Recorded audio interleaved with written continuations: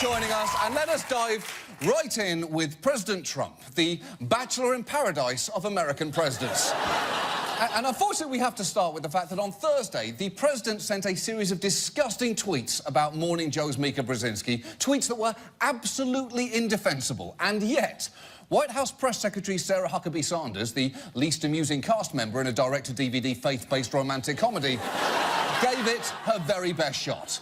I think that the president has been attacked mercilessly on personal accounts by members on that program. And I think he's been very clear that when he gets attacked, he's going to hit back. You know what? She's kind of right about that. Trump is basically a walrus wearing a T-shirt that says, "I have diarrhea." He's pretty open about how grossly shitty he can be. So we can't really be shocked when he suddenly is. But that news actually overshadowed a development regarding the president's travel ban, which the administration has long maintained is not a ban, despite what you may have heard from biased mainstream media outlets like the President of the United States and The Dictionary. You may remember Trump's original executive order halted all refugee admissions and temporarily barred people from 7 Muslim-majority countries. It was met with widespread protests and dozens of lawsuits resulting in courts placing both the ban and Trump's subsequent revision of that ban on hold. And this week, the Supreme Court got to weigh in. The U.S. Supreme Court has ruled to partially reinstate the president's highly controversial travel ban before hearing arguments on the case in October. Yes, at first the ban was banned, but now the court has partially banned the ban, instituting a partial ban pending the possibility of a future partial ban. Now, the court did impose some restrictions, saying it couldn't apply to anyone with a credible claim of a bona fide relationship with a person or entity in the United States. So the natural question there is, what constitutes a bona fide relationship? And the Trump administration took a swing at answering that. The State Department has narrowly defined that as a parent or child, including in-laws, a sibling, or a spouse. The guidelines for who is considered close family does not include grandparents, aunts or uncles, nieces or nephews, cousins, and brothers or sisters-in-law.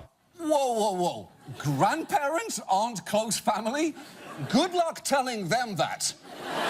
Because that would require calling them, which would mean a 12 or 13-minute conversation at minimum, a conversation that would inevitably involve being asked whether you remember Jerry Flaxman. You know, Jerry Flaxman, who used to live down the street. Jerry Flaxman. You remember him. He had the daughter with the internet business and she's gay now. Flaxman.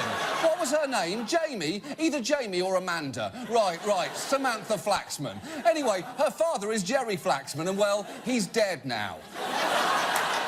And look, while the definition of the ban is ridiculous, the impacts of it are very real, particularly for refugees, since the administration has decided that being assisted by a refugee resettlement agency does not constitute a bona fide relationship, which means thousands of desperate people who've gone through exhaustive vetting and have been approved to come here have now been left in the lurch, which is absolutely shameful. And yet, for some, it's actually no big deal. An attitude best exemplified by human lacrosse stick Tucker Carlson, who asked, #Tucker, why does America benefit from having tons of people from failing countries come here? A question that made the Statue of Liberty give up and drown herself in the Hudson River.